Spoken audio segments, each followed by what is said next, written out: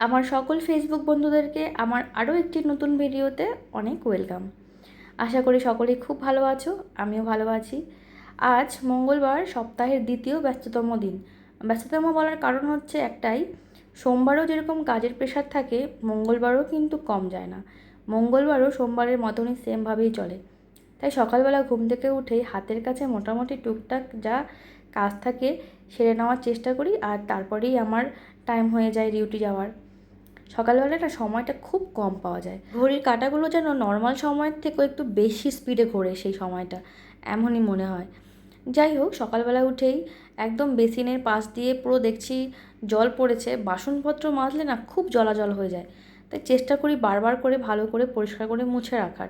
রান্নাঘর যত বেশি ধুয়ে মুছে পরিষ্কার করে রাখা হয় তত বেশি কিন্তু ওই বাজে স্মেল কম হয়। রান্নাঘরের বাজে স্মেল দূর করার এই একটাই হচ্ছে সবথেকে ভালো পদ্ধতি বা উপায়, যে রান্নাঘরকে ক্লিন রাখতে হবে অল টাইম। নয়তো তুমি যে কোনো ফ্রেশনার ইউজ করো না কেন, তোমার ওই বাজে স্মেল যাবে না।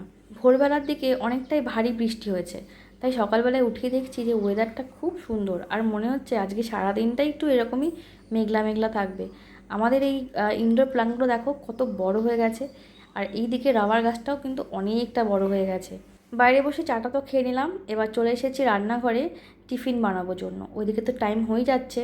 তো আজকে টিফিনে সেরকম কিছু স্পেশাল নেই, আছে রুটি আর তার সঙ্গে একটা সবজি আছে। তো রুটিগুলো এবার আমি বানিয়ে ফেলি। আজকে ভাবছি রুটিগুলোর ভেতরে একটুখানি চিনি দিয়ে বানাবো, তাহলে না খেতে খুব ভালো হয়। একটু মিষ্টি মিষ্টি, একটু তরকারির ঝাল ঝাল, খেতে কিন্তু বেশ লাগে। চলো, হাতের কাজটা করতে করতে তোমাদের সঙ্গে একটা ছোট্ট গল্প শেয়ার করি। সেই দিন ডিউটি থেকে ফেরার পথে বাসে উঠে বসেছি, আমার পাশে একটা মেয়ে বসলো। মেয়েটার বয়স আনুমানিক 17 থেকে 19 বছরের মধ্যেই হবে। তো মেয়েটা একটু বেশ গায়ে পড়া। তো আমার হাতে ফোন দেখে বলল, তুমি ইউটিউব করো? আমি বললাম না, খুব একটা বেশি করা হয় না।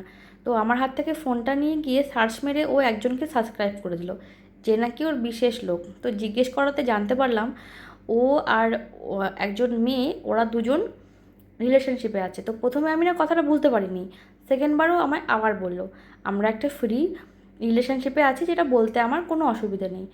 তো কথাটা শোনার পরে আমার মাথায় হঠাৎ করে ক্র্যাক করলো যে একটা মেয়ে রিলেশনশিপ, যদিও এটা আজকাল নর্মাল, তবু হঠাৎ করে আমার মাথায় জিনিসটা অনেকক্ষণ ঘোরাঘুরি করলো। তারপর এটা হঠাৎ করে কি হলো, মেয়েটার প্রতি আমার একটা কীরকম একটা মানসিকতা হলো যে ও এইরকম টাইপের মেয়ে। তো তারপরে হঠাৎ করে আমার মনে হচ্ছিল ওর পাশে, আমার যেহেতু পাশে বসেছে, তো আমার পাশে, ওর পাশে আমার বসতে একটু আনকমফোর্টেবল ফিল হচ্ছিলো। কিছুক্ষণ এটা ভাবার পরে আমি ভাবলাম যে সত্যি আমরা এত আপডেটেড, অথচ একটা মানুষের ফিলিংস, সে তার যার প্রতি ফিলিংস থাকতে পারে, সেটা নিয়ে কোনো আপত্তি নেই, তারপরেও তার ফিলিংস দেখে আমি তাকে বিচার করলাম, এটা আমি ঠিক করিনি। যাই হোক, পরেরটার জন্য আমার অনেক রিগ্রেট হয়েছে।